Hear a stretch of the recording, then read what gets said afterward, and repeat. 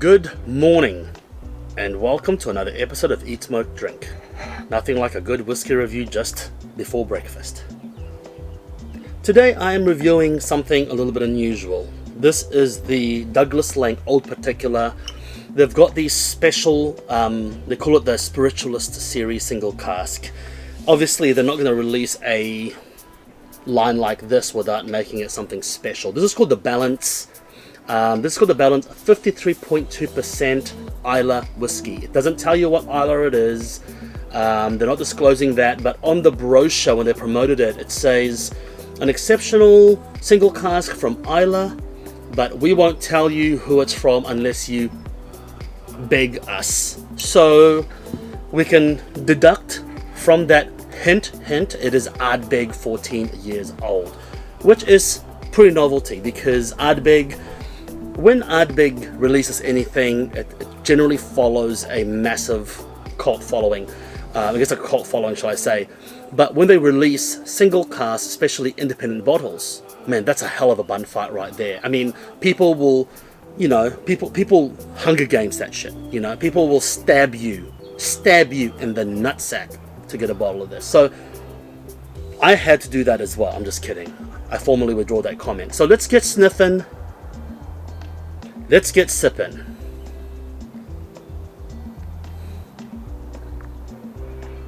Quite a hit in the nose. I'm not sure what cask this is. I didn't even look. Charred from refill hogshead. So there you go. Peat is quite prominent straight away. Fresh rubber. Burnt rubber. Everyone's burnt old rubber flip-flops in the fire before. Come on, don't pretend. A waft of smoke in the distance. I get quite a bit of salinity, but very much a sickly coconut syrup. A lot of vanilla. Now when you let it breathe a little, I'm just letting it breathe, I'm getting a fruit. I'm getting grape juice. I know it sounds weird, but I'm getting grape juice. I'm getting a grape juice sweetness, followed by a cured meat. I'm getting a salami with a high percentage of fat content. I'm getting fat, animal fat, pork fat, black pepper, a slight fungal, a slight woody note.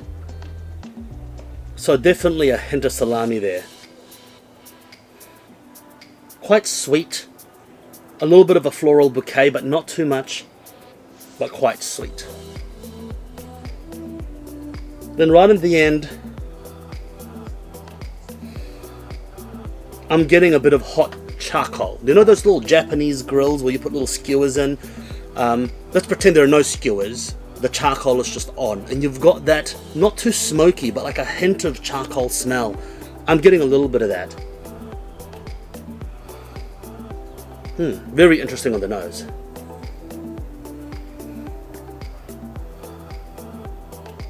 And I'm getting a greenness to it. I can't put my finger on it, but I'm getting a sickly greenness to it. I think I'm getting a bit of guava in there. That's what it is, a sickly green sweetness, like a medicinal sweetness, but a greenness. I think it's a green, unripe guava. Excellent nose. Excellent nose. Let's get sipping.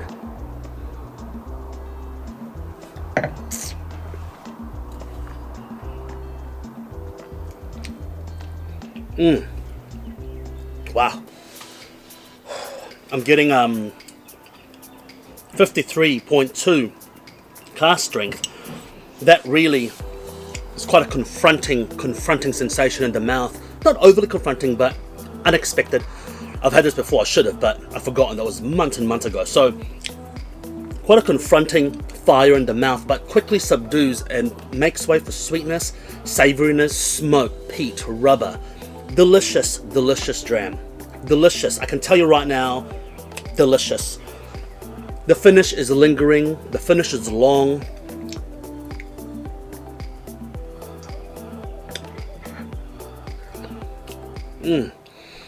It's dirty, it's funky, mud, a bit of clay, damp woodshed smell, a little creamy, burnt butter, burnt sugar, quite smoky, the back of the nose, but there's definitely that unusual and quite pleasant green guava attached to it as well. I like it. It is delicious. And like I say, they'll never confirm that this is an Ardbeg, but with their brochure and promotion, I can pretty much tell you with almost certainty that it is an Ardbeg.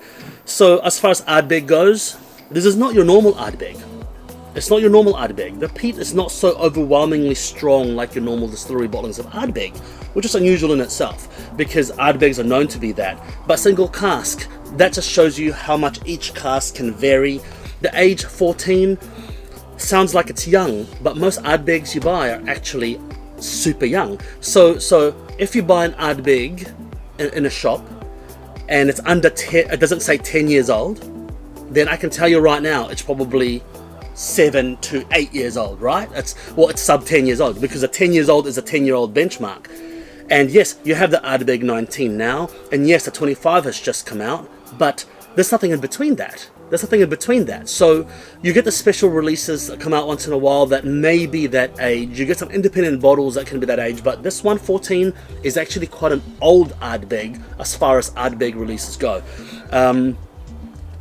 But the peat is not as pronounced as normal Ardbeg. It's actually a little bit of a... It's actually quite interesting how a single barrel of Ardbeg can be this tame comparatively. It's not in your face. It's what I dare say it's quite well balanced, which is not something I like to say, but it is relatively well balanced for an Ardbeg, for a peated whiskey, because yeah, it doesn't overwhelm you, it doesn't drown your senses with rubber and peat and bandage glue. But absolutely stunning whiskey. With every sip it progresses as well. With every sip so far, the rubber nature, the peat, does build on itself. Okay, so some whiskies don't do that. Some whiskies numb your mouth. This does not. This builds on itself. I'm getting different flavors. The sweetness becomes more intense. The peat becomes more intense. The earthiness becomes more intense with every sip, which is quite unusual. Have you had this before? What were your thoughts? Let me know. Are you an Arbeg fan? Maybe not. Until next time, make sure you eat, smoke, drink. Don't forget to hit that bell and subscribe. And don't forget to subscribe to our travel channel as well. I know there's not much traveling right now. It is the times of COVID. But please subscribe to our travel channel as well. And as soon as we can start traveling, then we're going to start making videos again. Until next time, eat, smoke, drink. Cheers.